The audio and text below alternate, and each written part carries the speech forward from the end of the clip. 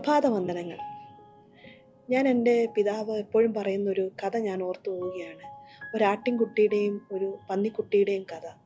രണ്ടുപേരെയും കുളിപ്പിച്ചിട്ട് അവരുടെ രോമമൊക്കെ ചീവി വൃത്തിയാക്കി ഒരു ബോ ഒക്കെ ഫിറ്റ് ചെയ്ത് വെച്ചിരുന്നാലും നമ്മൾ വിട്ട് കഴിയുമ്പോഴത്തേക്ക് ഈ പന്നിക്കുട്ടി വീണ്ടും പുറത്ത് കാണുന്ന ചെളിയിലേക്ക് പോയി അതിൽ വീഴും. എന്നാൽ ആട്ടിൻകുട്ടിയാകട്ടെ ചെളി കാണുമ്പോൾ അതിനെ ഓവർകം ചെയ്ത് ചാടി പോകുന്ന ഒരു സ്റ്റോറി. ശരിക്കും നമ്മുടെ ജീവിതത്തിലെ റിയൽ ട്രാൻസ്ഫോർമേഷൻ സംഭവിക്കേണ്ടത് നമ്മുടെ പുറത്തല്ല, നമ്മുടെ അകത്താണ്. ഹാർട്ടിലാണ് റിയൽ ട്രാൻസ്ഫോർമേഷൻ സംഭവിക്കേണ്ടത്. നമ്മൾ പുറമെ എന്തൊക്കെ ചെയ്താലും ഒരു ഹാർട്ടിൻ ട്രാൻസ്ഫോർമേഷൻ വരുന്നില്ല എങ്കിൽ ഒരു പ്രയോജനവുമില്ല. നമ്മൾ അതിനുവേണ്ടി പലതും ട്രൈ ചെയ്യാറുണ്ട്. ചില മോട്ടിവേഷണൽ സ്പീച്ചസ് കേൾക്കാറുണ്ട്, പലരിടത്തും അഭിപ്രായങ്ങൾ ചോദിക്കാറുണ്ട്.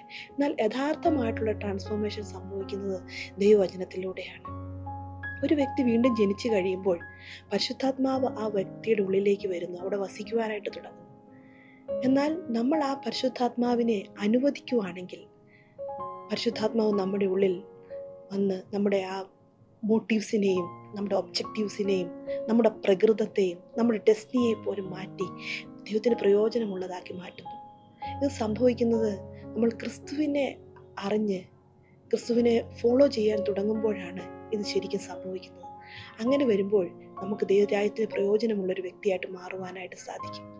അതുകൊണ്ട് തന്നെ നമുക്ക് ഇന്ന് പ്രാർത്ഥിക്കേണ്ടത്, കർത്താവേ, ഞങ്ങളുടെ ഹൃദയത്തിൽ ഒരു റിയൽ ട്രാൻസ്ഫോർമേഷൻ സംഭവിച്ച് ക്രിസ്തുവിനെ പോലെ ഞങ്ങളെ ആക്കണമേ എന്ന്.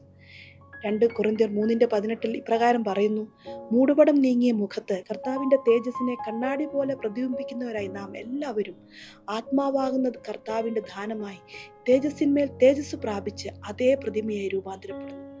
നമ്മൾ ഗ്ലോറിയിൽ നിന്നും ഗ്ലോറിയിലേക്ക് മാറി ക്രിസ്തുവിനെ പോലെ ആയിത്തീരുക. അതാണ് ദൈവം നമ്മളെക്കുറിച്ച് ആഗ്രഹിക്കുന്നത്. നമുക്കിന്ന് പ്രാർത്ഥിക്കാം.